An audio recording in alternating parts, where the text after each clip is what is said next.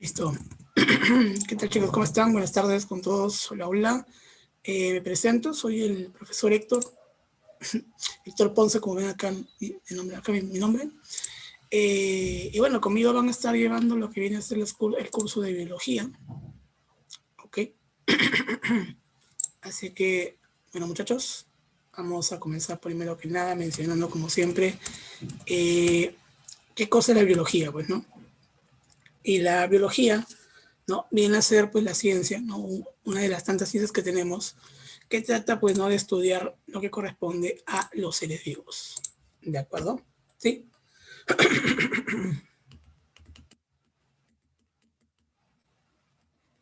Entonces, la biología, como les comento, corresponde a la ciencia que estudia a los seres vivos.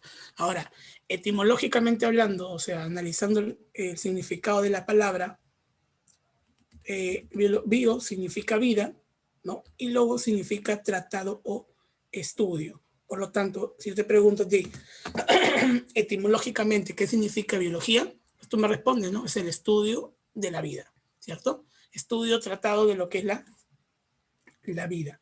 Sin embargo, recuerda que la biología es una ciencia, ¿cierto? La ciencia que estudia, ¿no? Estudia a los seres vivos. Bacán. Entonces, tenemos acá dos significados, ojito, ¿vale? El significado como ciencia y el significado etimológico, viendo y analizando el significado de la palabra. Ahora, para que algo pueda ser considerado ciencia, ¿no? Para poder diferenciarlo de muchas cosas que también pueden estudiar, por así decirlo, hay que agregarle una metodología, ¿no? De esta manera, mencionamos que la biología, ¿no? Al ser, o mejor dicho, las ciencias, deben tener un método de estudio, una forma de cómo estudiar justamente el objeto principal, que en este caso no es el ser vivo.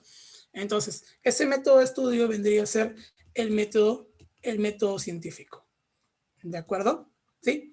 Entonces, el método científico, señoritos, corresponde, ¿no?, a una serie de pasos, que el cual viene a ser, ¿no?, la base de toda investigación, el cual nos permite conocer, describir, ¿no?, y poder también, ¿no?, explicar los fenómenos o problemas que podamos encontrar, ¿no?, en nuestro alrededor. De esta manera, los 4 pasos vendrían a ser, ¿no?, la observación, la hipótesis, la experimentación y finalmente la conclusión. ¿De acuerdo? ¿Sí? Gente, por si acaso, son 4 únicos pasos. Sí, seguramente, estoy seguro, por ejemplo, que algunas veces o en tu libro, en algún material, internet, etcétera, ¿no?, te estará indicando de que son 6 pasos, de que son 5 pasos, de que son 7, ¿no? En otro caso son 3. Entonces, normalmente eso suele cambiar dependiendo del autor, pero realmente y únicamente tenemos solo 4 pasos bien marcados.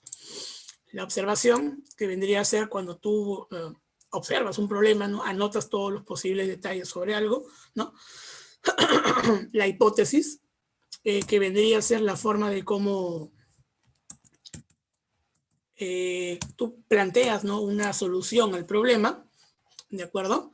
La experimentación, donde tú vas ahora a verificar si ese planteamiento, esa posible respuesta es verdadera o falsa, y finalmente llegamos a una conclusión, donde finalizamos nuestro trabajo, finalizamos y explicamos, ¿no?, el problema, ¿no?, de manera ya acertada. Entonces vendrían a ser 4 pasos: observación, hipótesis, experimentación y finalmente la conclusión. ¿Ok? Ya está. Ahora, tenemos también lo que vendrían a ser las teorías y las leyes, ¿no? Una teoría se define como un conjunto de conceptos, el cual trata de explicarme un fenómeno, no trata de explicarme un problema, mediante el uso de pruebas y mediante el uso de evidencias, ¿no? O sea, nos trata de explicar cómo o por qué ocurre algo, como te comento, utilizando algún tipo, ¿no?, de evidencia. Por ejemplo, la teoría, por ejemplo, de la selección natural, ¿no?, o la teoría de la panspermia, ¿no?, la teoría de la generación espontánea, ¿no?, la teoría del Big Bang, ¿no?, etcétera, etcétera, etcétera, ¿cierto? Nos van a arrojar un montón de evidencias, un montón de pruebas que explicarán, ¿no?, básicamente un fenómeno.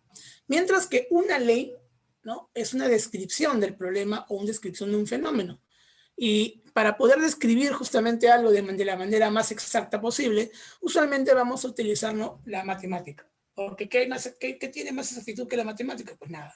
Entonces, ahí tenemos que utilizar a la matemática para poder explicar, ¿no? Para poder describir, perdón, a un problema. De esta manera, con el uso de la matemática, podemos utilizar y plantear lo que es una ley, ¿no? Como la ley de la gravedad, ¿no? Y un montón de leyes más que tenemos por ahí, por allá. Entonces, chicos, la biología, como ya sabes, es la ciencia que estudia a todos los seres vivos y también, ¿no?, lo relacionado a ellos, ¿no? Porque no solamente va a estudiar al animalito, a la plantita y todo lo demás, ¿no? Sino que también estudia, por ejemplo, cómo se desarrolla, ¿no? Cómo va a interaccionar con su medio ambiente y cosas por el estilo. ¿Ok? Listo. Ahora, la biología estudia un montón de cosas, ¿no? Un montón de seres vivos, un montón de características de los mismos, un montón de estructuras, etcétera. Por lo tanto, la biología se ha dividido en diversas ramas, ¿no? O ciencias que van a tratar de apoyar el estudio de la biología. De esta manera vamos a encontrar una serie de ciencias apartes, ¿no? Que van a tratar de ayudar, que van a tratar de fundamentar, ¿no?, los principales campos de lo que vendría a ser la biología, ¿no? Por ejemplo, tenemos por aquí lo que es la bioquímica, ¿no? La bioquímica, por ejemplo, trata de explicarme el estudio de la composición química en un ser vivo, ¿no? Recordemos por un momento que la química, ¿no?, estudia la composición justamente de la materia, ¿de acuerdo? Es lo que estudia la química, o la química estudia la materia como tal, ¿no? Propiedades, estructuras, composición, bla, bla, bla, bla. En este caso, la bioquímica estudiará la composición química, pero ¿de qué? De la materia animada, ¿sí o no? De la materia que tiene vida, o sea, del ser vivo, ¿correcto? Asimismo, también estudiará el metabolismo, o sea, estudiará también, ¿no?, una serie de reacciones químicas que que podemos encontrar dentro de un ser vivo, ¿ok? Listo. La biofísica, ¿de acuerdo? La biofísica estudiará ahora lo relacionado a lo que es la energía en el ser vivo, ¿de acuerdo? Estudiará, por ejemplo, ¿no?, cómo se va a trasladar, cómo se mantiene, cómo se conserva, etcétera, ¿de acuerdo? Y todo eso, como te comento, relacionado a lo que es el ser vivo, ¿vale? La zoología estudia específicamente a quiénes, a los animales, ¿no? Zoología estudia específicamente a los animales, señores, ¿sí? Y únicamente a los animales. La botánica se dedica ahora al estudio de las plantas y solamente de plantas, ¿no? Así como la micología estudia únicamente hongos, la protozoología estudia protozoarios y la bacteriología estudia las bacterias, ¿no? Tenemos acá las ramas que estudian específicamente, ¿no?, un tipo de ser vivo, como un animal, una planta, un hongo, un protozoario o una bacteria. Ya está. Perfecto. Entonces, tenemos que saber, ¿no?, cómo se reconoce a cada uno de estos organismos, ¿no? Ya más adelante, cuando veamos la parte de taxonomía o cuando veamos tipo de seres vivos, por ejemplo, observaremos, ¿no?, y tendremos también a detalle, ¿no?, que cada tipo de organismo, ¿no?, tiene ciertas características relevantes e importantes, ¿sí?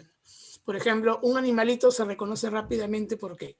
Porque es un organismo pluricelular, es un organismo eucariota, es un organismo heterótrofo, por ejemplo, ¿no? Etcétera. ¿De acuerdo? Una planta, por ejemplo, ¿no?, lo reconocemos ¿por qué? Bueno, la mayoría de plantas son verdes, decimos, ¿no?, es una planta, punto, ¿no? Pero hay que saber reconocer a una planta también porque te pueden confundir con otras cosas. Por ejemplo, una planta, ¿cómo la reconoces? Es pluricelular otra vez, es eucariota, pero en este caso es ahora autótrofo, ¿sí o no? ¿Verdad? ¿Saben lo que significa autótrofo y heterótrofo? ¿Sí? ¿Alguien me puede decir por ahí, por el chat, con su audio, como quiera, cuál es la diferencia entre un autótrofo y un heterótrofo? A ver, quién se anima por ahí. ¿Alguien? Pueden usar el chat o pueden usar también su audio, no hay problema, gente. No hay problema. A ver, una diferencia, o ¿cuál es la diferencia, ¿no?, entre los autótrofos y los heterótrofos? Los autótrofos son organismos de producción y heterótrofos son consumidores. A ver, disculpa, no te escuché muy bien. No sé si es tu micro o si es mi audio, no sé. El autótrofo produce su propio alimento y heterótrofo no producen lo que consumen. Ahí está, bacán, genial, perfecto. Muy bien, Carla, muy bien, genial. Así es, un organismo autótrofo puede producir sus propios nutrientes, su propio alimento, mientras que un heterótrofo no puede hacerlo. Tiene que buscarlos, no tiene que consumir materia orgánica. Bacán, chévere, muy bien. Entonces, esa es la principal diferencia, ¿no?, entre un animal y una plantita de manera rápida y fugaz. Un hongo se puede incluso confundir un poco con un animal, por ejemplo. ¿Por qué? Porque un hongo, por ejemplo, también es eucariota, por ejemplo, también es pluricelular y también es heterótrofo. Pero la diferencia entre el hongo y el animal, ¿cuál sería? Rápidamente podemos ver de que un hongo, pues, sus células presentan ahora una estructura llamada pared celular, algo que los animales no poseemos, por ejemplo. Nosotros como animales, ninguna de nuestras células presenta pared celular, ninguna. Pero en los hongos sí presentan pared celular. ¿De acuerdo? Cuando entramos a protozoarios y bacterias, encontramos organismos que son ahora unicelulares. Entonces acá no hay manera de confusión. Y la diferencia entre proto y bacterias vendrían a ser básicamente la célula que presenta. La célula de los protozoarios va a ser eucariota, mientras que el de una bacteria va a ser procariota, ¿cierto? Y la diferencia entre procariota y eucariota, ¿cuál vendría a ser? Básicamente la presencia del núcleo. ¿De acuerdo? Una célula procariota no presenta un núcleo definido, mientras que una célula eucariota sí presenta un núcleo definido. ¿De acuerdo? Chévere. Entonces, vendríamos a encontrar estas estructuras por acá, ¿no? Como te comento, diferentes ramas que van a estudiar, ¿no?, de manera específica a un objeto de estudio. ¿De acuerdo? Muy bien. Sigamos por acá con más ramitas, con más dominios, más ciencias. Por ejemplo, de manera más específica todavía, ¿no?, entrando al mundo animal, la mastozoología, por ejemplo, estudia únicamente lo que son los mamíferos. La ornitología, que estudia únicamente a las aves. La ictiología, que estudia únicamente peces. Herpetología, anfibios y reptiles. Entomología, insectos. Carcinología, crustáceos. Aracnología, arácnidos. ¿De acuerdo? Acá encontramos grupos más específicos que creo yo que también son rápidos de reconocerse, ¿no?, ¿verdad? Encontramos, por ejemplo, ¿no?, un mamífero, porque, por ejemplo, tienen pelo en todo su cuerpo y presentan glándulas mamarias para poder alimentar a sus crías, ¿no? Encontramos a las aves, ¿cierto? Porque tienen plumas, tienen un pico, pueden volar, etc. Encontramos a los reptiles porque tienen piel escamosa, ¿no? Una piel más seca, ponen huevos, etc.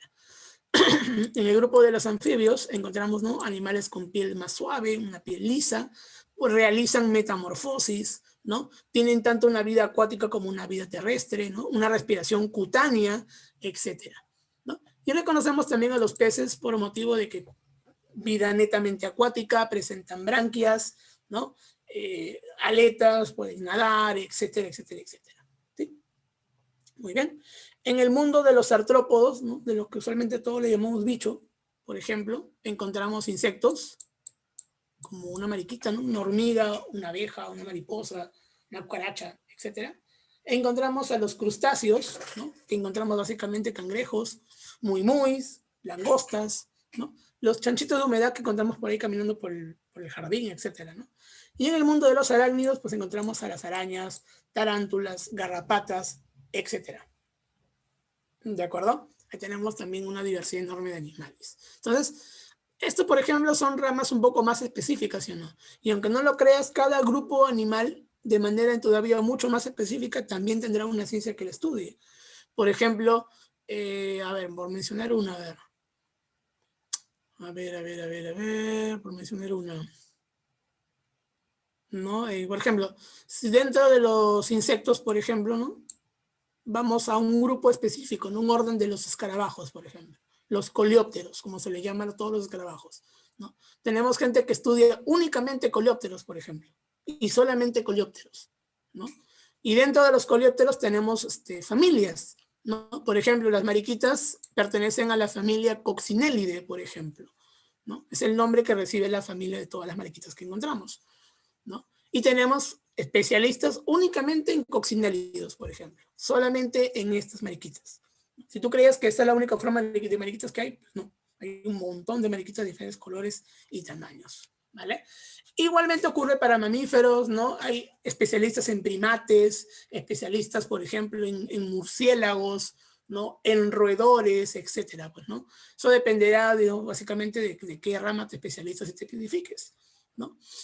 Muy bien, a ver, vamos a continuar. Tenemos otros por aquí, por ejemplo, la helmintología estudia netamente a los gusanos, por ejemplo, y solamente a gusanos, animales que presenten una forma de gusano. La malacología estudia los moluscos, la ficología, yendo al punto de las plantas ahora, estudia las algas, la briología que estudia a las briofitas, también llamadas musgos, y la pteridología que estudia las pteridofitas, también llamadas helechos. ¿De acuerdo? Estos dos primeros pertenecen todavía al mundo de los animales, ¿no? Tanto los moluscos como también todos los que son gusanos, como los platelmintos, los anélidos, etcétera. Las algas, y eso es un punto importante, no hay que confundir con una planta, ¿de acuerdo? Las alguitas, gente, las algas no son plantas, ¿de acuerdo? ¿Sí? Aunque no lo creas, están más emparentados con los protozoarios que con una planta, ¿ok? Pertenecen al reino protista, donde encontramos justamente a todos los demás protozoarios, ¿ok? Es más, cualquier organismo hoy en día que se encuentra que no tiene una característica ni animal ni vegetal, se agrupa dentro del reino protista. ¿De acuerdo? Sí, hay un montón de organismos que encontramos hoy en día que se confunden como animales o como plantas, ¿no? Por mencionarte alguna, tenemos a la euglena, por ejemplo, ¿no? Si tú googleas a la euglena, vamos a buscar una euglena toque, ¿ya? Si tú buscas qué es una euglena o cómo es una euglena, por ejemplo, vamos a encontrar que bueno, yo le llamo bicho todo lo que veo, ¿ya? Este bichito, por ejemplo, tiene tantas características vegetales como también características animales, ¿no? ¿Y a qué se debe esto? A de que las euglenas, señores, ¿no? Se encuentran emparentadas con las algas. Sin embargo, tiene también características animales. ¿De acuerdo? ¿Dónde está la diapositiva? Espérate. Ya la encontré. Listo. Ahí está. Es una euglena, muchachos. Euglena. Sí, vamos a borrar los dibujos. Fondo. Ahí está. Borramos esta cosa de acá. Listo. Esta es una euglena, ¿no? A simple vista tú verás y dirás, eso es una bacteria, profesor. Y no, no es una bacteria. Es un organismo eucariota. Así es, ¿de acuerdo? No es una bacteria. Es como que si fuera un protozoario, ¿no? De hecho, en primera instancia estaba dentro del grupo de protozoarios. Entonces, ¿qué tiene como característica de animal? Por ejemplo, presenta locomoción, puede moverse. Es heterótrofo, puede buscar alimento, ¿no? Y aparte, ¿ves este puntito rojo que está aquí? Se llama mancha óptica. ¿Por qué? Porque con esta manchita de aquí, esta euglena puede ver. Así es, ella te puede ver. No puede definir colores, ¿no? Ni en HD, obviamente, pero puede ver luz y oscuridad, aunque sea. ¿De acuerdo? Y tiene también características vegetales. Por ejemplo, hace fotosíntesis. Como lo escuchas, también hace fotosíntesis. Tiene cloroplastos en su interior, por lo tanto puede hacer fotosíntesis. Entonces, si no encuentra comida, fotosíntesis. Así de simple. ¿De acuerdo? Entonces, este euglena, por ejemplo, chicos, tiene características, como te comento, tanto vegetales como animales. Y por lo tanto se encuentran dentro del grupo de los protistas, ¿no? Donde también encontraremos a las algas, por ejemplo.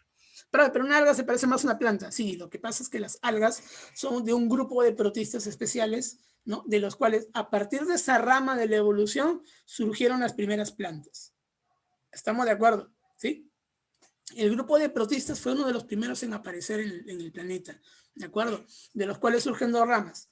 La rama de los protozoarios y la rama de las algas. La de las algas salen todas las plantas e incluso los hongos. Pero de los protozoarios empiezan a salir los primeros organismos pluricelulares que vendrían a ser, por ejemplo, un animalito muy parecido a una esponja, ¿no? Y que luego empieza a tener una forma más móvil, ¿no? Y que se distingue como si fuera ya ¿no? Un pequeño gusano para luego diferenciarse como un insecto y cosas por el estilo, ¿no? Eso ya siguiendo la rama evolutiva, pues obviamente. En el mundo de ahora, yendo ahora sí a plantas, encontramos a los musgos y encontramos también a los helechos, ¿no? Dos grupos de plantas que, como te comento, estos de acá sí van a ser plantas, ¿correcto? Vamos a poder encontrando, ¿no? En diferentes, tipos de bosque, pues, ¿no? Tenemos los musgos, por ejemplo, suelen crecer en diferentes partes donde encontremos humedad. Un helecho, ¿no? Se vuelve un poco más relacionado a ambientes secos, por así decirlo. ¿De acuerdo? Muy bien, sigamos. En el mundo también encontramos, por ejemplo, a la parasitología, que estudia a los organismos que se comportan como parásitos, ¿no? Tenemos también a la microbiología con los microorganismos. Cualquier tipo de ser vivo que necesite de un microscopio para poder ser visualizado, para poder ser estudiado, se convertirá, ¿no? Y será en un microorganismo. ¿De acuerdo? Cualquier tipo de ser vivo que sea visto por un microscopio será un microorganismo. ¿De acuerdo? La citología estudia únicamente a las células, ¿ok? La histología estudia ahora a los tejidos, ¿de acuerdo? Estudia únicamente a los tejidos. Y luego tendremos a la biología molecular, que a pesar de que su nombre te diga molecular, no estudia todas las moléculas, no que estudiará específicamente a una, lo que vendría a ser los ácidos nucleicos. ¿De acuerdo? Muy bien, ¿qué más? Tenemos también, por ejemplo, lo que es la genética, ¿sí? Que estudia a la herencia y la variación de los organismos. ¿De acuerdo? Herencia y variación de los organismos, muchachos. ¿Ok? ¿Qué más? Tenemos también, por ejemplo, lo que es la embriología, que estudia netamente el desarrollo embrionario. ¿Ok? La fisiología, que estudiará ahora las funciones que podemos encontrar o que pueden realizar justamente los seres vivos. La morfología, que estudia ahora la forma que presentan los seres vivos. La taxonomía, que se encarga de lo que es la clasificación y nombramiento de especies. La ecología, que estudia, ¿no?, la interacción entre lo que vendría a ser un sistema biótico y un sistema abiótico, ¿no? La relación entre lo que está vivo con lo que no está vivo se le va a llamar ecosistema, ¿correcto? Y finalmente, en la parte de la etología, esto va a estudiar lo que es el comportamiento animal. ¿De acuerdo? ¿Sí? Estudia únicamente el comportamiento animal. Muy bien, señoritos. ¿Hasta acá tienen ahí alguna pregunta, alguna duda, alguna consulta, chicos? ¿Algo por ahí, chicos, muchachos? Todo claro, profesor.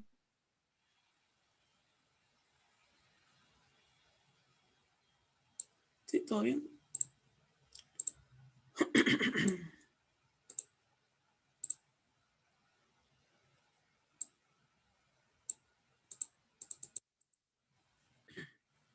Ok, muy bien. Vamos ahora a analizar, por ejemplo, lo que es el ser vivo. ¿De acuerdo? Ya hemos visto los dominios de la biología, hemos hablado del método científico. Vamos a ver ahora lo que estudia justamente la biología, y aquí encontramos obviamente al ser vivo, ¿no? ¿Cómo definimos el ser vivo? Pues lo definimos como materia que va a poseer vida. Así de simple. Materia animada. Materia que posee vida, chicos. ¿De acuerdo? Y un ser vivo debe presentar algunas características para que pueda ser considerado como un ser vivo, ¿no? ¿Qué es lo que, por ejemplo, tienen en común una planta, un hongo, un animal, un gusano, una bacteria? Es que todos obviamente van a seguir ciertas características que lo eh, van a hacer, ¿no?, que sea considerado como un organismo vivo. ¿Ok? Ahora, como también mencioné hace un rato, tenemos 5 grupos de seres vivos que son muy importantes y que son los más resaltantes. ¿De acuerdo? En este caso, encontramos, ¿no?, a los animales, a las plantas, a los hongos, a los protozoarios y también a las bacterias. ¿Sí? Los 5 grupos de seres vivos más importantes que tenemos. ¿De acuerdo? Ahora, dentro de estos 5 grupos vamos a encontrar, como te comento, las 7 características principales. 7 características que me ayudan a mí a poder reconocer justamente a un ser vivo. ¿Cómo sé, por ejemplo, que mi mouse no está vivo, pero que yo sí lo estoy? Fácil, sino porque yo tengo algunas características que el mouse no tiene, ¿cierto? Por ejemplo, movimiento, ¿cierto? Crecimiento, adaptación, irritabilidad, metabolismo, reproducción y también lo que es la organización compleja. ¿Sí? 7 características que me ayudan a mí a poder reconocer un ser vivo con lo que no está vivo. ¿De acuerdo? Ahora, nuestra chamba es ver obviamente qué cosas representa esa característica ¿no? ¿Y de qué trata? Por ejemplo, tenemos aquí el movimiento. Este movimiento, por ejemplo, chicos, comprende cómo es que se mueven los cuerpos, tanto como locomoción, o sea, por ejemplo, cómo se mueve un animal o una bacteria o un protozoario, como también, por ejemplo, el movimiento que se puede realizar al interior de una célula. ¿De acuerdo? ¿Sí? Así es. Hasta incluso el movimiento de la célula vendría a estar representado aquí por lo que es el movimiento. ¿De acuerdo? Obviamente, ¿no? Tú puedes ver cómo un animal se mueve, cómo se desplaza un animal, pero no puedes ver, por ejemplo, cómo se mueve una planta, ¿sí o no? Claro, porque tú nunca has visto una planta que arranca su raíz y empieza a caminar, claro que no, ¿sí o no? Pero también presenta un movimiento. Por ejemplo, lo que estoy viendo en pantalla se denomina ciclosis, ¿no? La ciclosis, señores, la ciclosis es cuando las organelas vegetales, o sea, los cloroplastos, por ejemplo, van a tener un movimiento circular. ¿Para qué? Para por una correcta distribución de lo que vendrían a ser los recursos, los nutrientes. ¿De acuerdo? Muy bien, entonces, eso por ejemplo, chicos, ya es un movimiento, ya cuenta con un buen movimiento y por lo tanto, ¿no? Decimos de que la planta está viva. ¿Por qué motivo? Porque presenta movimiento, así de simple. ¿De acuerdo? Vamos al segundo, el crecimiento. Aquí en este caso, pues vamos a mencionar ahora de que los organismos pueden crecer, de que podemos crecer. Y eso es obvio, o sea, no, porque desde que estamos chiquis hemos estado verificando de que crecemos, ¿no? O si hacemos el experimento básico de primaria, ¿no? Chapar tu frijolito, tu algodón y tu vaso, tu recipiente y darle agüita todos los días, ¿cierto? Podemos notar de que esa plantita va a empezar a crecer, ¿no? De que a partir de la semilla empieza a salir su primera raíz, su primera hojita, ¿no? Y de repente, tenemos una plantilla, qué chévere, ¿verdad? Experimento básico de primaria, gente, ¿sí o no? Y por lo tanto, podemos notar lo que es el crecimiento. Un aumento de tamaño o un aumento de masa.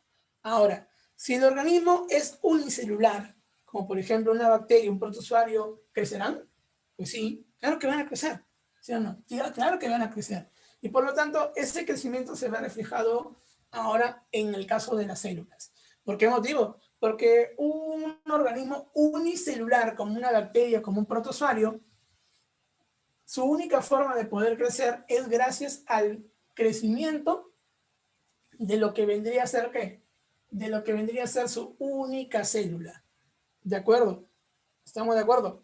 Entonces, si es un organismo unicelular, encontraremos acá el aumento de tamaño de la única célula que presenta ese organismo unicelular. ¿De acuerdo? En cambio, los organismos pluricelulares, como tú, como yo, tenemos una forma diferente de crecer, ¿no? Que vendría a ser cuando nuestro cuerpo aumenta en cantidad sus células. ¿Estamos de acuerdo, sí, chicos? ¿Sí? Aumentamos ahora en cantidad nuestro número de células. Por ejemplo, en el caso de una planta, ¿no? Cuando es una pequeña hierbita, posiblemente tendrá, no sé, unas 10 millones de células, ¿sí o no? Pero cuando es una adulta, ya un arbusto, un árbol, tendrá quizás unas 10.000 trillones de células, ¿sí o no? Entonces la planta crece debido a que sus células se empiezan a dividir, ¿ok? ¿No? ¿Y qué ocurre si un organismo unicelular quiere dividirse? ¿Estaría creciendo? No, ¿verdad? Porque apenas esa bacteria, por ejemplo, se divida en dos celulitas, ya son dos bacterias diferentes, dos bacterias que son aparte, dos bacterias que a pesar de que presentarán su misma información genética, van a tener, ¿no? Perdón, mejor dicho, no van a poder crecer aumentando su cantidad de células. Claro que no. ¿Sí? En ningún momento una colonia se considera como una bacteria. ¿Ok? ¿Qué más? Tenemos también, por ejemplo, lo que es la adaptación. Una adaptación, señoritos, es ahora cuando los organismos van a acostumbrarse, van a adecuarse, van a realizar una pequeña red de cambios para poder, ¿no? Estar de acorde a su medio ambiente. ¿Estamos de acuerdo? De esta manera, en la adaptación, vamos a poder, ¿no? Que es una serie de cambios, tanto físicos como fisiológicos, como también, ¿no? Etológicos, pero punto importante, a corto plazo, en un breve periodo de tiempo. ¿Ok? En un breve y corto periodo de tiempo. ¿Sí? Eso es lo que ocurre con una adaptación. ¿De acuerdo? Por ejemplo, algo que ocurre con todos los animales de pelaje, ¿no? En verano suelen perder un montón de pelo, pero en invierno suelen no perderlo. ¿Por qué motivo? Porque el mismo animal siente frío en invierno y para estar más abrigado, más calentito, pues se mantiene su pelaje. Pero en verano ya no le conviene tener tanto pelo. Entonces, ¿qué empieza a hacer? Empieza a mudar, empieza a caerle su pelo, ¿no? Es la época donde tu gato y tu perro empiezan a soltar un montón de pelo en tu cama, en tus sillones, ya esa época de gente. ¿De acuerdo? ¿Sí? Muy bien, perfecto. Acá colocamos un ejemplo clásico, ¿no? Que es cuando una persona de la costa va a vivir en la sierra, ¿no? En los primeros días tiene que empezar a aclimatarse, ¿no? Porque obviamente no va a llegar y directamente va a empezar a correr, no va a empezar a saltar ni nada por el estilo, porque obviamente pues le falta oxígeno. O sea, no. El cuerpo nuestro, por ejemplo, que estamos en la costa, no sé si acá habrá alguien que no sea de Lima o sea más para allá, por ejemplo, cuando estamos en la academia virtual, podemos estar de cualquier lado del Perú. Cuando estamos acostumbrados, ¿no?, a vivir en Lima y vamos, por ejemplo, a la sierra,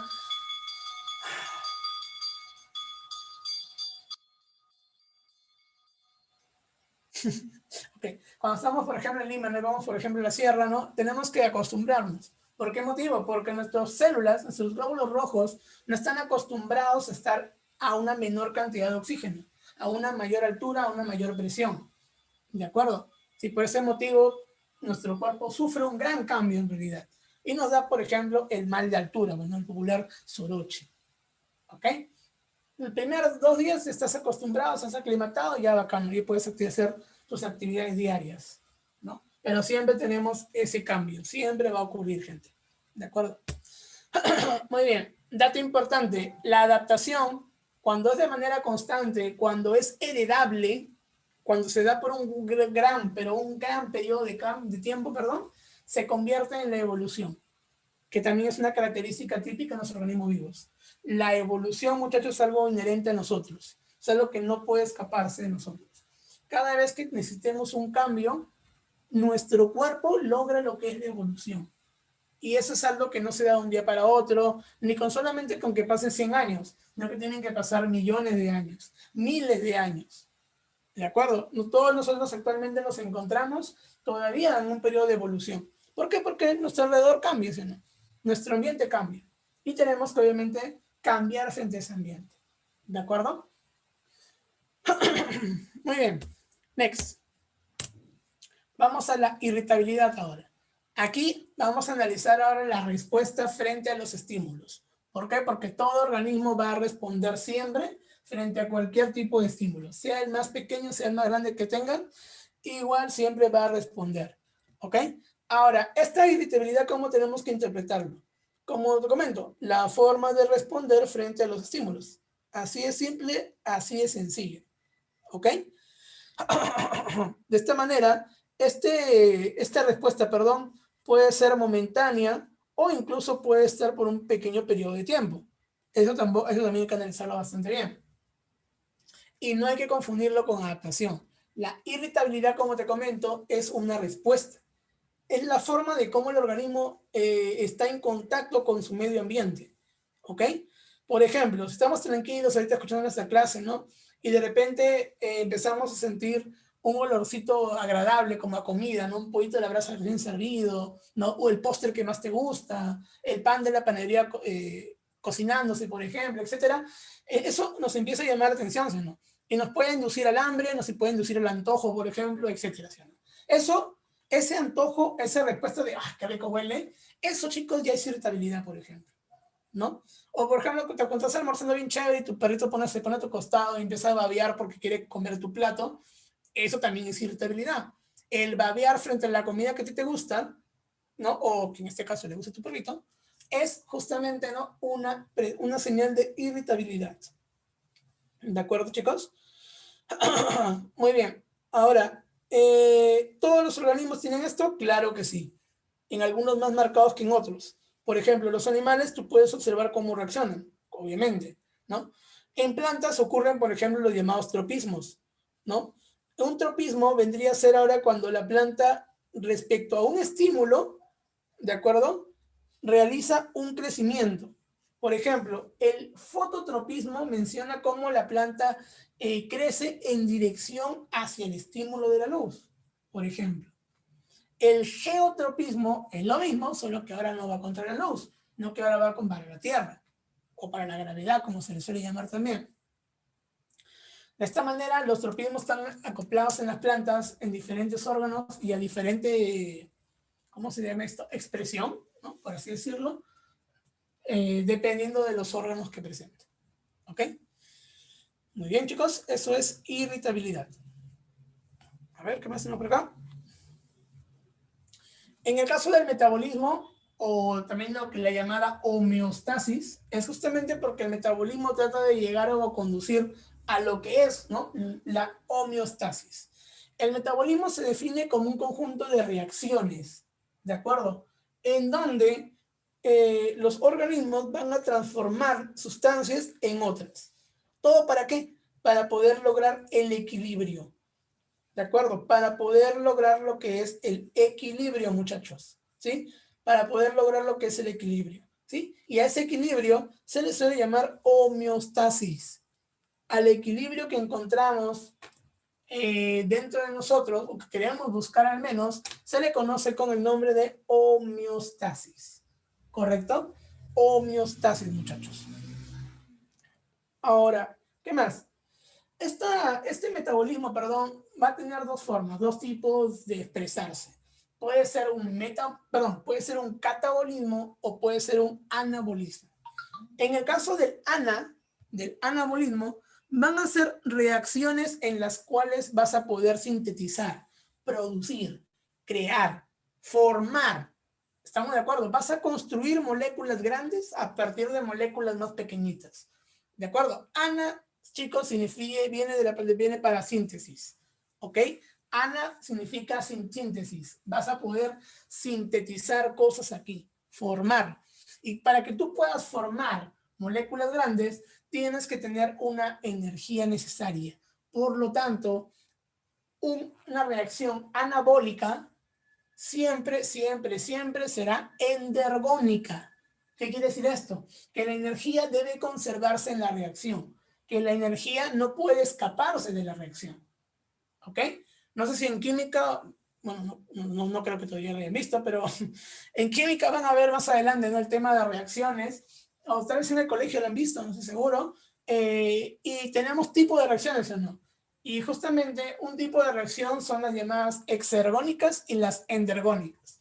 Las endergónicas son aquellas que van a conservar la energía dentro de la reacción, mientras que las exergónicas van a liberar la energía de la reacción. Entonces, entonces, una reacción anabólica va a mantener la energía dentro de la reacción. ¿Ok? En palabras más simples, el anabolismo es endergónico y vas a construir moléculas. Así de simple. Un ejemplo rápido, como vemos aquí, es la fotosíntesis. La planta toma lo que es la luz, toma lo que es el agüita, toma lo que es el dióxido de carbono y lo va a transformar en lo que es su nutriente, ¿cierto? Y lo que la planta quiere hacer con todas esas moléculas es, y anótalo de una vez, glucosa. La planta, con realizar fotosíntesis, quiere producir lo que es la glucosa.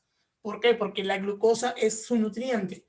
Es de hecho la fuente principal de energía de todas las células. ¿Te acuerdas que hace un rato definimos lo que era autótrofo y heterótrofo, ¿sí o no? Los organismos autótrofos producen sus propios nutrientes, principalmente glucosa. Los organismos heterótrofos tienen que buscar su alimento afuera. ¿Y qué alimento van a requerir? Cualquiera que le pueda brindar glucosa justamente. ¿Estamos de acuerdo? Ya está. En cambio, el catabolismo, el de acá abajito, este de acá, ¿sí?, son reacciones ahora de degradación. Reacciones para romper, para destruir, degradar, lisar. La palabra clave acá es lisis ahora. Vamos a formar moléculas pequeñitas a partir de una gran molécula.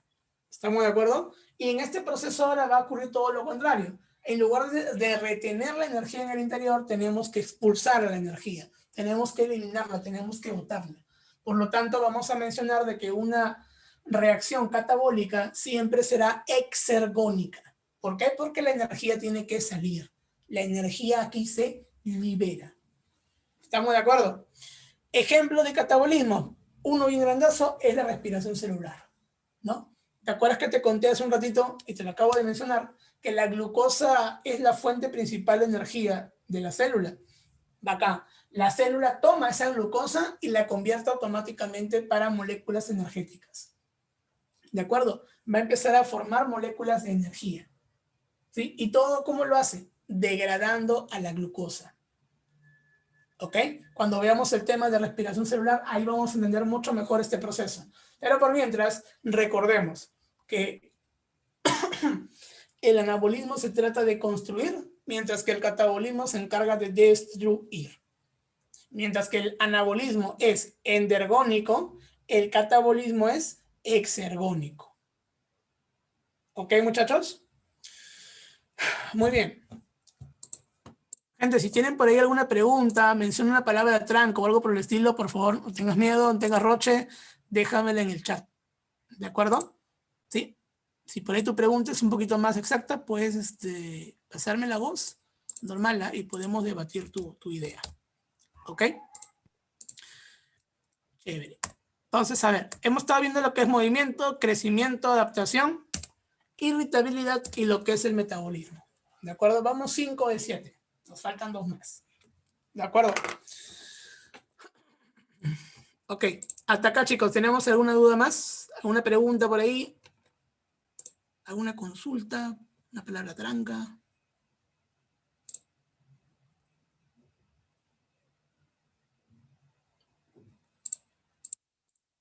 Ok, parece que no. Entonces, seguimos. Next. Vamos a la sexta característica, la cual vendría a ser la reproducción. ¿De acuerdo? La reproducción vendría a ser, chicos, la capacidad de los organismos para poder crear nuevos organismos, para poder dejar descendencia, para poder dejar una pequeña muestra de nuestro material genético hacia futuras generaciones. ¿De acuerdo? Eso es la reproducción. Vamos a perpetuar nuestra especie, mantener la continuidad de la misma también. ¿Ok? Y una reproducción, o mejor dicho, la reproducción, tiene 2 tipos, tiene 2 formas, se puede realizar de 2 maneras. Una reproducción asexual y una reproducción sexual. Normalmente, los organismos más simples, más sencillos, realizan una reproducción asexual. ¿De acuerdo? Al ser muy simples, como te comento, no muy chiquis, pues normalmente suelen utilizar la reproducción asexual. Sin embargo, hay algunos organismos complejos, ¿no? Como los animales, que pueden realizar también una reproducción asexual. ¿De acuerdo?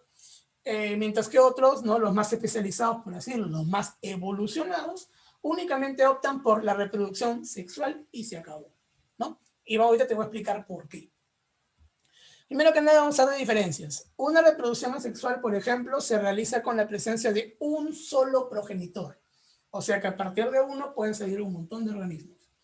Mientras que en un organismo, perdón, en una reproducción sexual necesitamos, por ejemplo, 2, que es lo clásico, una hembra y un macho.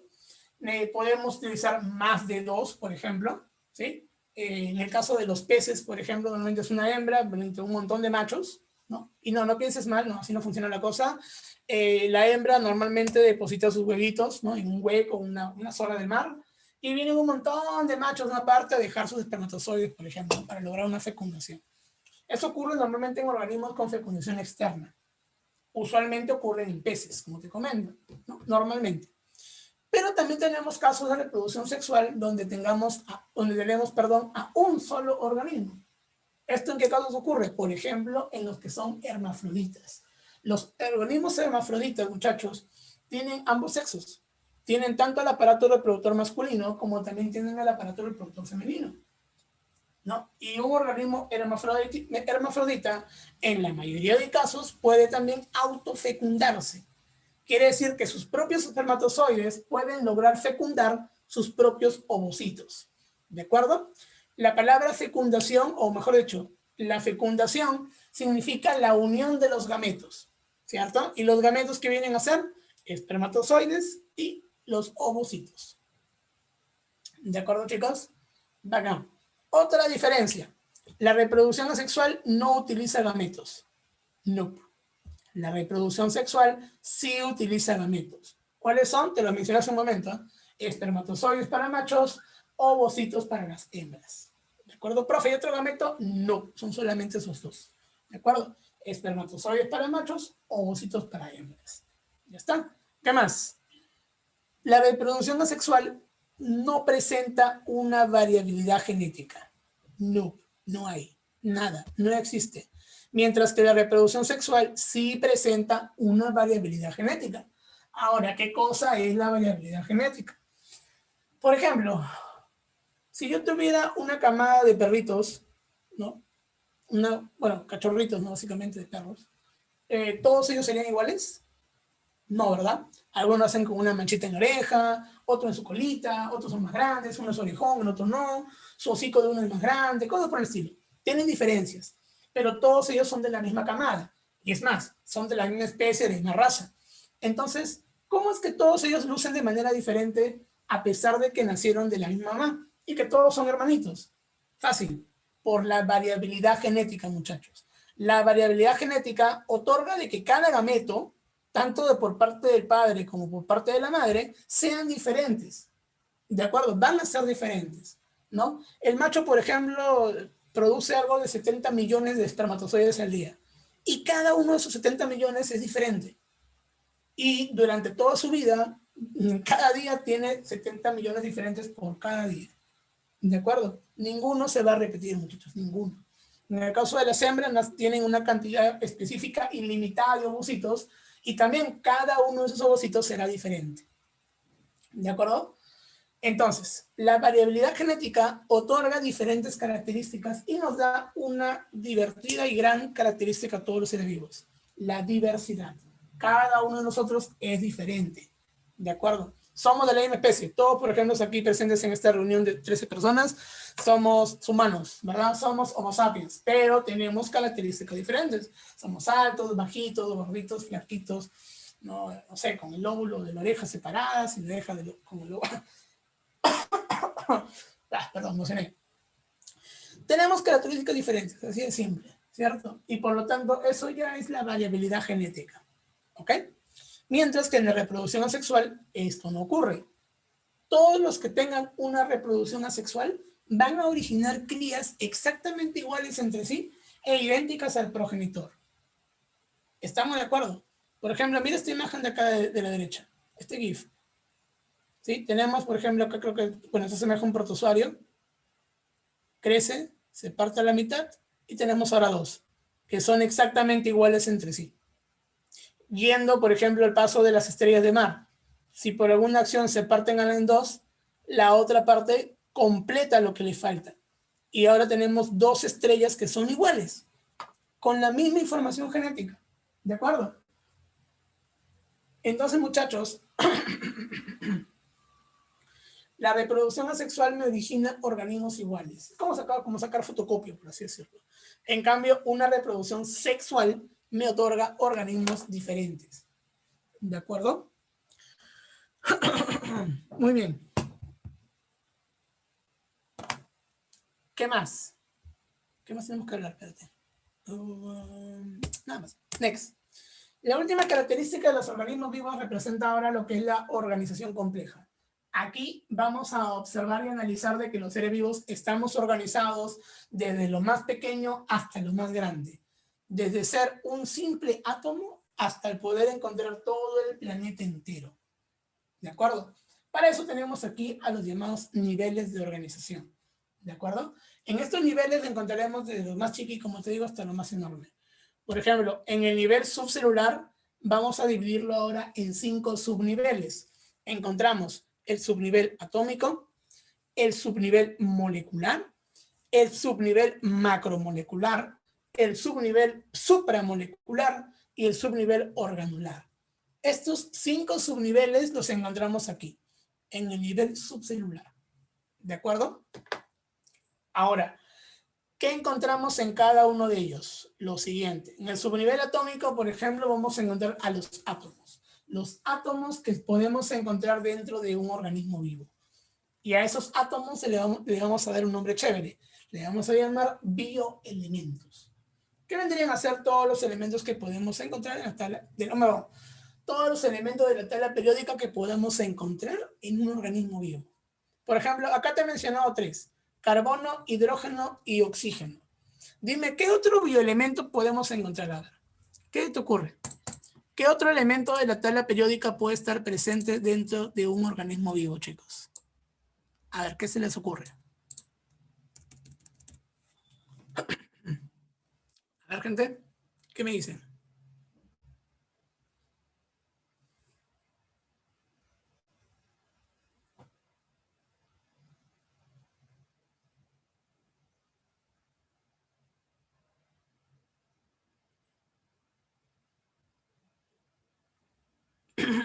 ¿Alguien por ahí?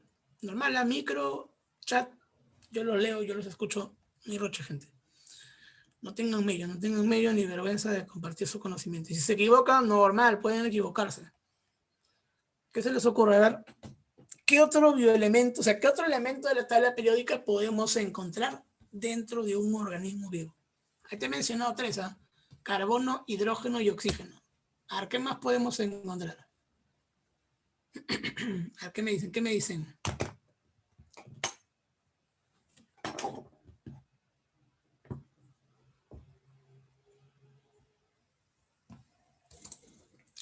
Ahí, muchachos, ¿qué más puede ser? Carbono, hidrógeno, oxígeno. A ver, si no se te ocurre ninguno, a ver, anota de una vez. Nitrógeno puede ser, fósforo, azufre, calcio, yodo, magnesio, hierro, manganeso, cobalto, cobre, yodo, yo dije yodo, ¿no? Zinc, etcétera, etcétera, etcétera. Tenemos algo de 28 a 30 elementos que podemos encontrar en un organismo vivo, muchachos. ¿De acuerdo? ¿Sí? Algo de 28 a 30 que podemos encontrar en un organismo vivo. Correcto. Ahora, en el siguiente nivel, en el nivel molecular, ¿de acuerdo? En el subnivel molecular, perdón, vamos a encontrar ahora a las moléculas. Moléculas, ¿no?, que podemos encontrar dentro de un organismo vivo. Por ejemplo, el agüita, ¿sí? El agüita, la glucosa, aminoácidos, nucleótidos. Podemos encontrar, por ejemplo, a ver, no sé, una fructosa, una galactosa, ¿no? Puede ser un ácido graso, ¿no? El dióxido de carbono, las sales minerales, etcétera, de cosas, chicos. En el subnivel macromolecular ahora encontramos cosas que son un poco más grandes que las moléculas. Checa el nombre, macromolecular. Eso es obviamente mucho más grande que una molécula, ¿sí? Por lo tanto, aquí encontramos estructuras que están compuestas por moléculas. ¿De acuerdo? Mira, sígueme la lógica. Macromoléculas están compuestas por moléculas. Una molécula está compuesta por átomos. ¿De acuerdo? Ok, ¿qué encontramos ¿Qué encontramos como macromoléculas, señores? Por ejemplo, una proteína. ¿Y por qué? Porque la proteína, muchachos, y vamos a señalarla, la proteína está formada por aminoácidos, por ejemplo. ¿De acuerdo? Eso vamos a ver la próxima semana con bioquímica. Las proteínas están compuestas por aminoácidos. Una macromolécula como la proteína está compuesta por moléculas como los aminoácidos. ¿Ok? En cambio, un subnivel ahora supramolecular, ojo, supra, está compuesto ahora por macromoléculas, ¿no? Por ejemplo, chicos, un virus está compuesto tanto por proteínas como también está compuesto por ácidos nucleicos. ¿De acuerdo? ¿Sí? De esa manera nos estamos dando cuenta de algo interesante, ¿sí o no? Que esto empieza a seguir una especie de patrón, ¿no? La supramolécula está compuesta por macromolécula. La macromolécula está compuesta por molécula y la molécula está compuesta por el átomo. ¿Te diste cuenta de la idea, sí o no? Utilizando nuestro poder de deducción, vamos a ver de ahora de que el subnivel organolar estará compuesta por supramolécula. Claro que sí, claro que sí. De hecho, las organelas, porque aquí en el subnivel organolar vamos a encontrar a las organelas, ¿vale? Están compuestas justamente por las supramoléculas, ¿correcto? Una organela, por ejemplo, tenemos dos en la tabla, el cloroplasto y la mitocondria, ¿no? Podemos agregar ahí a la vacuola, podemos agregar, por ejemplo, también al lisosoma, al glioxisoma, a los peroxisomas, ¿no? Los leucoplastos, un montón de estructuras que podemos encontrar dentro de una célula. ¿Sí? Y chicos, esos 5 etapas que están ahí, el atómico, molecular, macromolecular, supramolecular y organolar, representan a los niveles subcelulares. que como su mismo nombre te indica, subcelular, se encuentran antes de la célula. ¿De acuerdo? Vamos a encontrarlos antes de la célula. ¿Sí? Ahora, a partir de aquí, del nivel celular hacia adelante, vamos a encontrar todo lo que se relacione con la vida. ¿De acuerdo? Todo lo que se relacione con la vida, muchachos. ¿Sí? Todo lo que se relacione con la vida. ¿Ok? Vida. Así es. Por lo tanto, profe, todo lo que esté en atómico, molecular, macromolecular, supramolecular y organular, ¿no está vivo? No. No está vivo, muchachos. ¿De acuerdo? No es considerado como organismo vivo. No lo está. Ya, por si acaso. No te vas a confundir nunca en la vida. Todo el nivel subcelular no está vivo, muchachos. ¿Ok? Muy bien, siguiente. En el nivel celular ahora, en el nivel celular, pues encontramos obviamente a las células, ¿verdad? Encontramos ahí ahora a las células, ¿correcto? ¿Sí? De tal manera que aquí encontramos a las células procariotas y eucariotas, como también he mencionado, ¿de acuerdo? Células tanto procariotas como eucariotas. Como te había mencionado ya casi de inicio, creo, me parece, la diferencia entre una célula procariota y una eucariota vendría a ser la presencia del núcleo. Una célula procariota no presenta un núcleo definido, mientras que la célula eucariota sí presenta un núcleo definido. ¿De acuerdo? Eso estamos hablando aquí del nivel celular. Acá. Aguanta. Aquí, nivel celular. En el nivel tisular ahora vamos a encontrar lo que corresponde a los tejidos, ¿ok? A los llamados tejidos orgánicos. Tenemos un total de 4 tejidos fundamentales que componen nuestro cuerpo. El tejido epitelial, el tejido conectivo, el tejido muscular y finalmente el tejido nervioso. 4 tejidos fundamentales, muchachos. De acuerdo, que ya estudiaremos más adelante. Ahora, los tejidos en su conjunto van a formarme un órgano. Y esos órganos los encontramos aquí, en el nivel organológico. En el nivel organológico vamos a encontrar a los órganos que encontramos en nuestro cuerpo.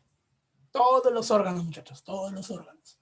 Nuestro corazón, nuestro estómago, nuestro páncreas, nuestro hígado, el cerebro, los pulmones, etcétera, etcétera, etcétera. Luego, este conjunto de órganos, cumpliendo una función en común, me originan un sistema. ¿Estamos de acuerdo? Por ejemplo, si yo junto mi boca, mi esófago, mi faringe, mi estómago, mis intestinos, estaría formando lo que es el sistema digestivo.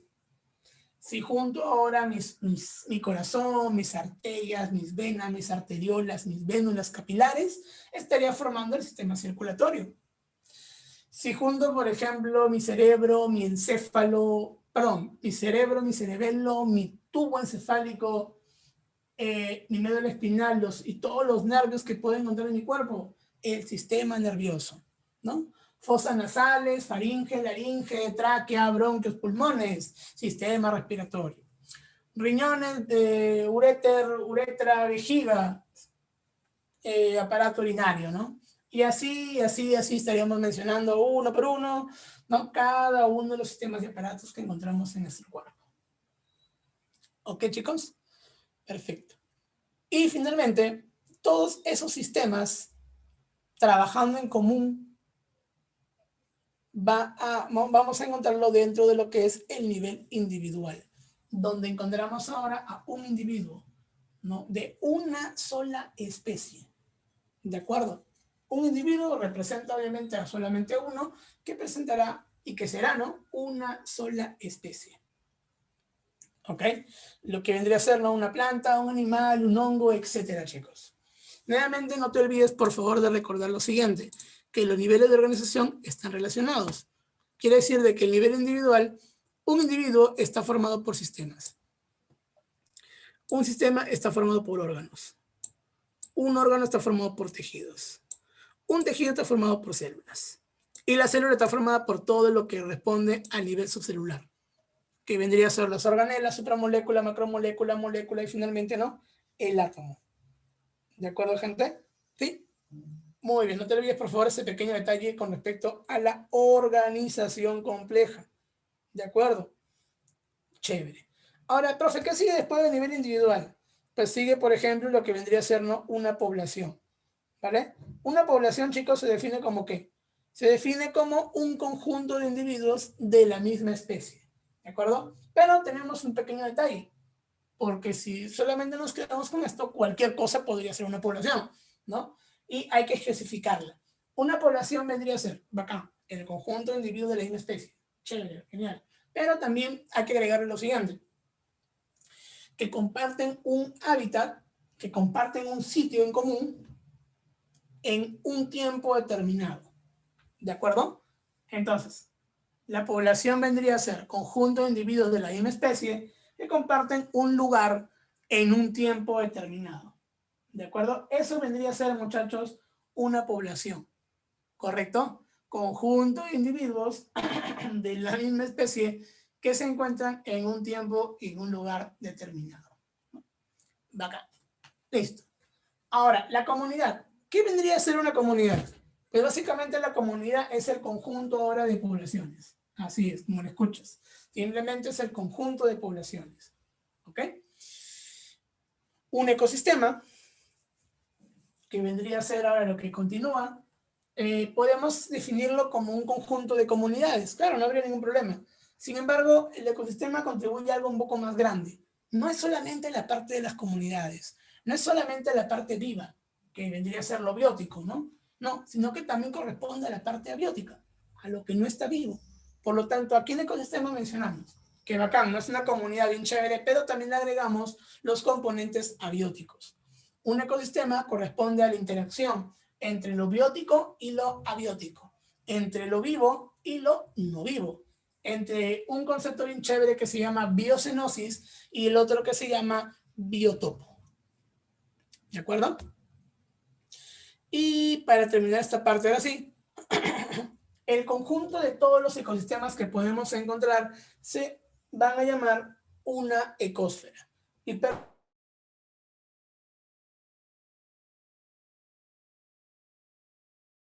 todos los ecosistemas que pueden existir en nuestro querido planeta azul. ¿De acuerdo? Por lo tanto, gente, tienes que darte cuenta de algo muy interesante aquí, que todos los niveles de organización están relacionados unos con otros. ¿De acuerdo? Y todo se rige, ¿no?, por el anterior, básicamente. La ecosfera es el conjunto de ecosistemas. El ecosistema es el conjunto de comunidades con la parte no viva. La comunidad es el conjunto de poblaciones. La población, conjunto de individuos, ¿no? Y así sucesivamente para arriba. ¿Te das cuenta? ¿Sí? Todo es el conjunto del anterior, muchachos. Y corresponden, como te comento, a los niveles de organización. ¿Ok?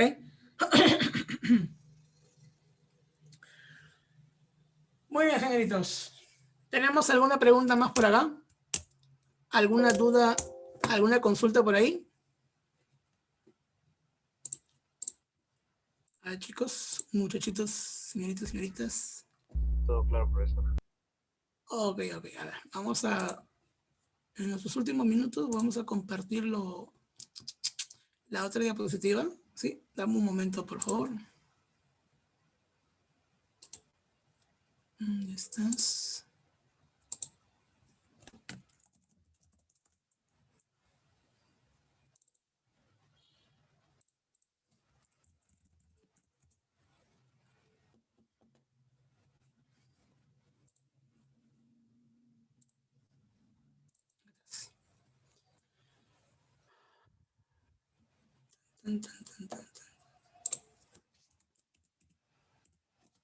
Y ya está, compartimos. Ok. Esta de aquí la trabajamos ahorita y lo que va de la próxima semana también, ¿de acuerdo? Porque son como 40 días, pues no, mentira. Ah, no, son 35, de hecho. Pero mientras explicamos, avanzamos un poco ahorita y la próxima semana también. ¿Okay? Todo esto contribuye a ser la primera semana del material que estamos trabajando, por si acaso. La primera semana ¿no? De lo que corresponde al material, contribuye dos temas grandes, ¿no? Que es la parte introductoria de biología con ser vivo que te acabo de explicar, y la otra parte que básicamente es el tema de bioquímica. Solo que bioquímica, ¿no? Normalmente se suele dictar en aproximadamente, no sé, unas 3, 4 horas más o menos, ¿no? Eso en época de presencial, pues, ¿no? Acá en virtual pues se suele explicar en 2 horitas, 2 horas y media, pues, ¿no? A profundidad. Tenemos 1 hora, así que pues hay que explicarlo rápido. Y bueno, vamos a comenzar por aquí, ¿sí? Lo que es bioquímica, chicos, corresponde, como te explicaba hace un momento, la rama de la biología, ¿no? Que explica o que estudia, ¿no? La composición química de los seres vivos, que estudia cómo se compone de manera molecular, de manera atómica, y que también ve, por ejemplo, procesos metabólicos, ¿no? Reacciones químicas que van a ocurrir dentro de lo que es un ser vivo, ¿ok? Ahora, básicamente la bioquímica o al menos a lo que a nosotros nos corresponde, es que tenemos 3 puntos. Los bioelementos, las biomoléculas y también las reacciones químicas, como te explicaba, ¿no? Lo que normalmente vemos en el tema de bioquímica como tal son los 2 primeros, bioelementos y biomoléculas. La parte de lo que es metabolismo, o sea, reacciones químicas, lo vemos más adelante con fotosíntesis y con respiración celular, ¿de acuerdo? También vemos un poco en circulación y también vemos un poco en lo que es digestión, ¿ok? Pero principalmente en fotosíntesis y en respiración celular, que veremos todavía más adelante, ¿ok? Muy bien. Entonces, la parte de bioelementos, como te explicaba, esto comenta a todos los elementos químicos de la tabla periódica que podemos encontrar dentro de un organismo vivo. Ahora, los bioelementos van a clasificarse en 3 grupos importantes como lo estás viendo en pantalla. Los bioelementos primarios, los bioelementos secundarios y finalmente los oligoelementos o bioelementos traza. Tenemos un motivo de por qué clasificarlo de esta manera. Número 1 es la cantidad del elemento que encontramos dentro del cuerpo. Los bioelementos primarios los encontramos en un 99%, los secundarios componiendo un 0.9% y los bioelementos traza el último 0.1 que nos quedaba. ¿De acuerdo?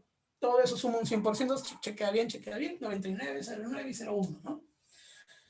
Y la otra relevancia de por qué se llaman de esta manera es por el hecho de qué tan importantes son para el desarrollo del cuerpo. Los bioelementos primarios, por ejemplo, son muy necesarios para la vida.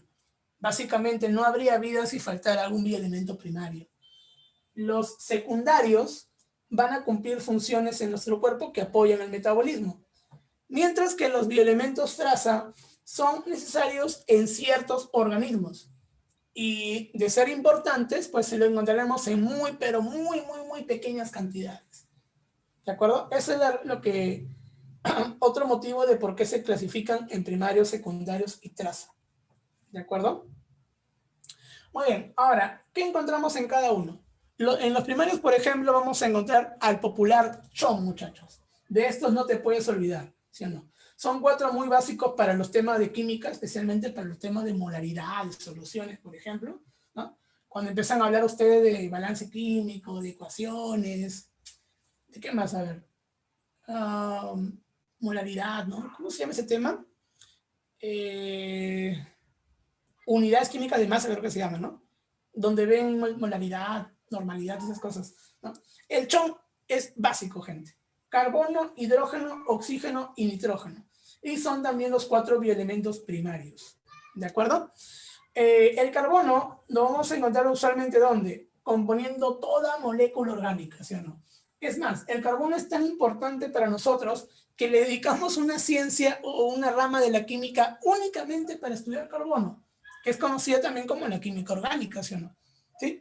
No sé si ya la habrán visto en el colegio o en algún otro lado, pero la química orgánica no estudia únicamente las moléculas hechas de carbono, pues, ¿no? Ahí está. ¿Qué más? Tenemos también lo que es el hidrógeno, ¿cierto? Esta, por ejemplo, es importante estar acompañando al carbono para la formación de moléculas orgánicas o incluso también, ¿no?, para poder formar a una molécula importantísima para nosotros, el agua, ¿cierto? Fórmula del agua, H2O, ¿verdad? Así es agüita, ese no, H2O. ¿Esa H qué crees que es? Hidrógeno, obvio. El oxígeno, aparte de estar formando también al agua, lo encontramos por importante para los organismos aeróbicos, ¿no? Un organismo aeróbico no es el que baila o algo así, por si acaso, no. Un organismo aeróbico se le llama a todo aquel que necesite oxígeno para poder producir energía. ¿De acuerdo? Un organismo aeróbico es todo aquel que necesite oxígeno para poder producir energía. ¿De acuerdo? Si ahorita se te hace un poco complicado el concepto, tranquilo, cuando veamos respiración celular, ahí esa parte se va a explicar mucho mejor.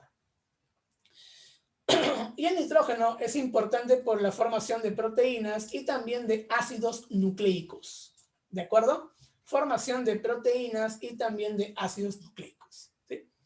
Listo. Vamos ahora a los bioelementos secundarios, los cuales mencionamos aquí un total de 8, ¿verdad? A ver, 2, 4, sí, son 8, perfecto.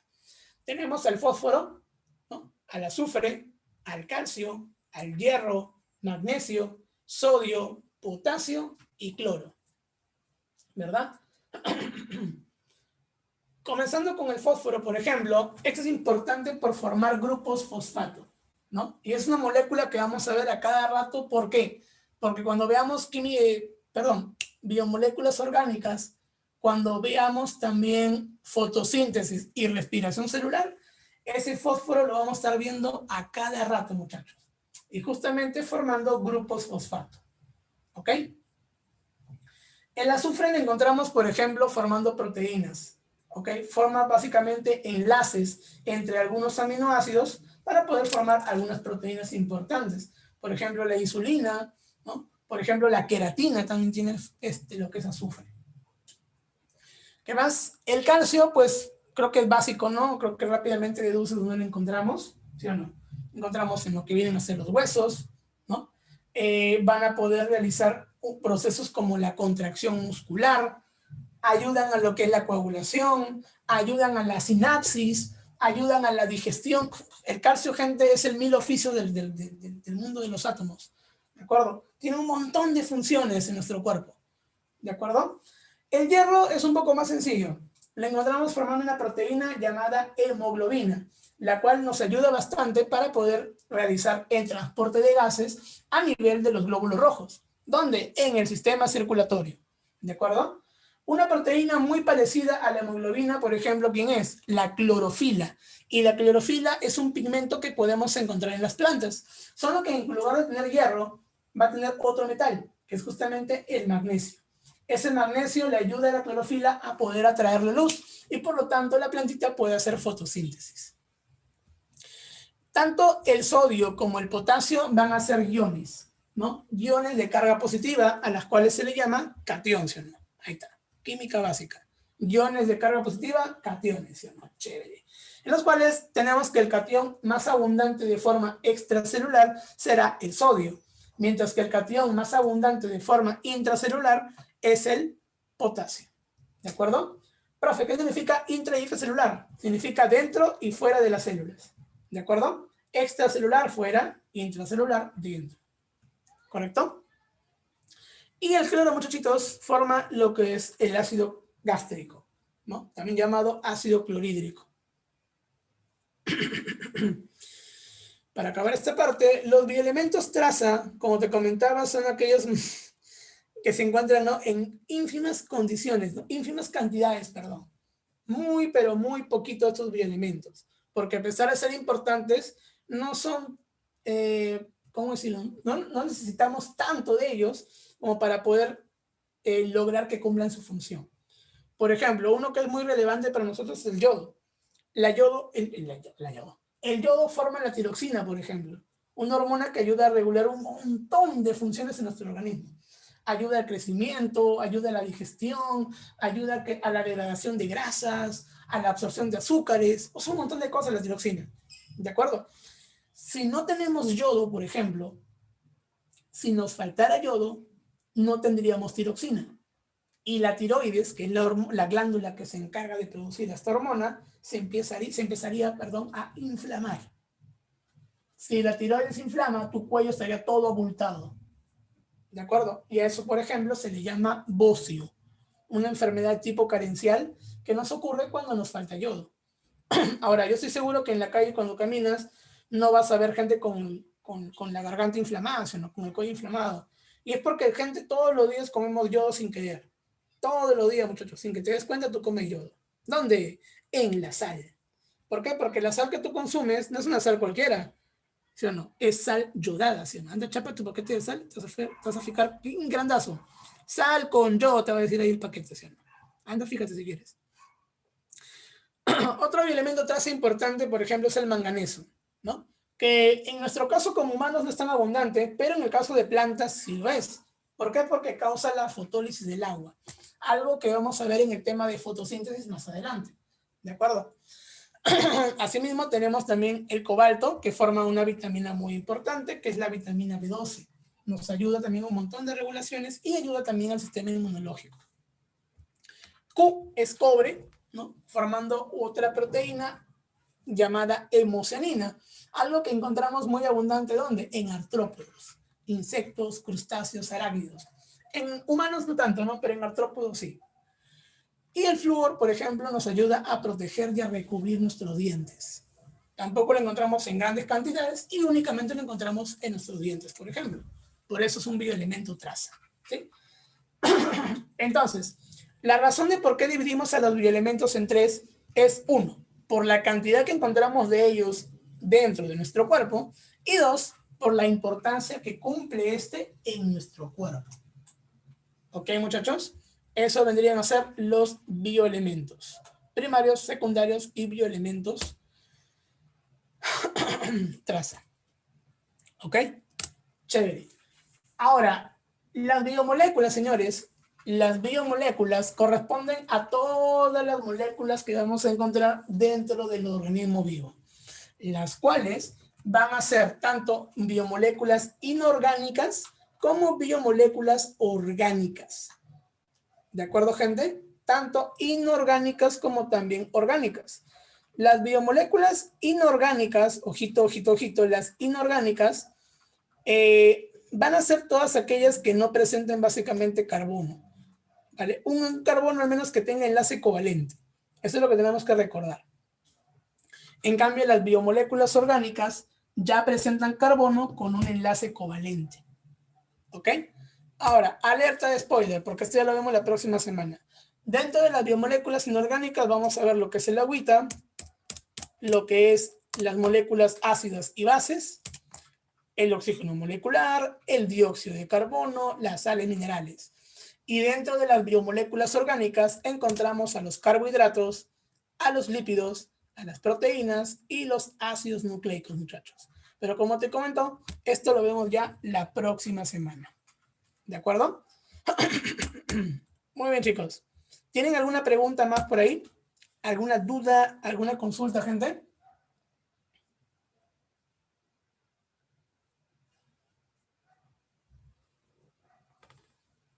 No, ninguna.